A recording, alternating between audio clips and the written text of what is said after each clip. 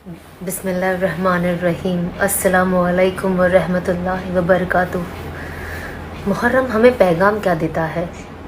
मुहर्रम हमें सबक क्या बतलाता है? हर साल मुहर्रम आता है, एक दास्तान ज़िंदा करता है, एक तारीख रकम करता है और एक तारीख की याद दिलाता है और एक बहुत बड़ी वाक़े की तरफ हमारा ध्यान ले जाता है। इससे हमारी ज़िंदगी को सबक क्या मिलता है? तो बहुत अहम सबक है जो हमें मिलते हैं।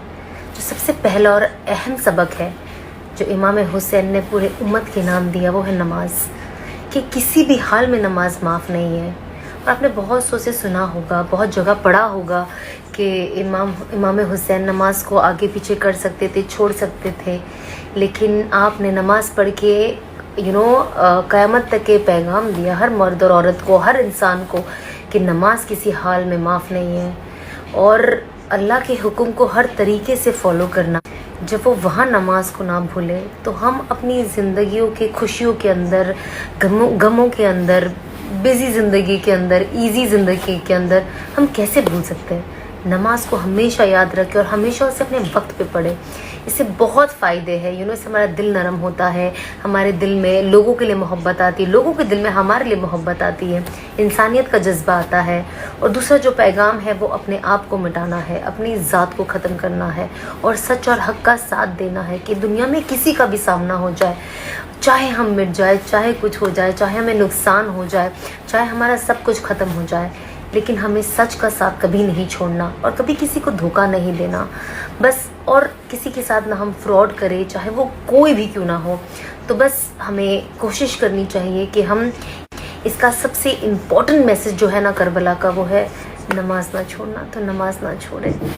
करबला हमें पैगाम क्या देता है? मुहर्रम हमें पैगाम क्या देता है और इसमें करने वाले काम क्या है? सबसे पहला तो ये है कि अल्लाह के नबी सल्लल्लाहु अलैहि वसल्लम ने हमें ये बताया है कि हम रोज़ों का एहतमाम करें। बहुत मुबारक लोग हैं जो 10 के 10 रोज़े रखते, 10 के 10 नहीं रख सकते तो 9 या 10 या 10 या 11 का रखें। अल्लाह के नबी सल्लल्लाहु अलैहि वसल्लम ने फरमाया कि अगर मैं अगले साल ज़िंदा रहा तो मैं 9 और 10 का रोज़ा रखूँगा या 10 और 11 को रोज़ा रखूँगा। इसके फ़ज़ाइल में ये लिखा है कि जब आप ये रोज़े रखते हो तो अल्लाह पाक आपके 1 साल के सगीरा गुनाह को माफ़ करते हैं। बेशक कबीरा गुनाह को आप तौबा करके और उससे इस्तग़फ़ार करके और उस तरफ वापस कभी ना जाने की नियत करके आप बेशक अल्लाह से माफ़ी ले सकते हो और इंशाअल्लाह अल्लाह आपको माफ़ कर देगा। अल्लाह ने तो खुद कहा है कि कहते हैं कुरान पाक में अल्लाह पाक के जो इंसान एक बार भी बस ये नियत कर ले कि मैं तौबा करता हूँ कि आज के बाद मैं कभी नहीं करूँगा, तो अल्लाह के रहमत के दरवाज़े उसके लिए हमेशा हमेशा के लिए खुले। तो हम कोशिश करें कि हम जितना हो सके कबीरा गुनाहों से बचें और सगीरा गुनाहों से बचें और अपने सारे गुनाहों की तौबा करें। इस बरकत वाले महीने में है जहाँ पे कहते हैं ना मुहर्रम अल्लाह का महीना है, तो हम कोशिश करें। मुहर्रम में तो बहुत चीज़ें हुई है। बनी इसराइल को माफ़ी दी गई थी इसी महीने में।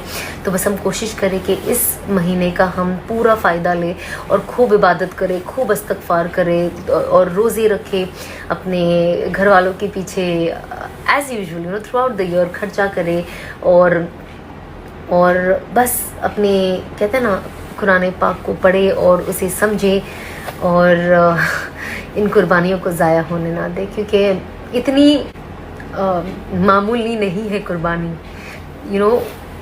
नबी पाक सल्लल्लाहु अलैहि वसल्लम की नवासों को अपना सर कटाना पड़ा इमाम हुसैन को ये बताने के लिए कि शरीयत के आगे कुछ नहीं और उससे भी ज़्यादा नमाज के आगे कुछ नहीं। उन्हें तो अल्लाह पाक ने दुनिया में ही बता दिया था कि आप जन्नती है और वो शायद नमाज नहीं भी पढ़ते तो भी उन्हें तो जन्नत ही मिलनी थी, लेकिन तो भी उन्होंने नमाज पढ़ी क्योंकि उन्हें उम्मत को ये पैगाम देना था कि नमाज कभी ना छोड़ना। तो बस इस कुर्बानी को अब ज़ाया होने ना दे और नमाज का एहतमाम करें, नमाज का एहतमाम करें और मुहर्रम का और करबला में हुई गई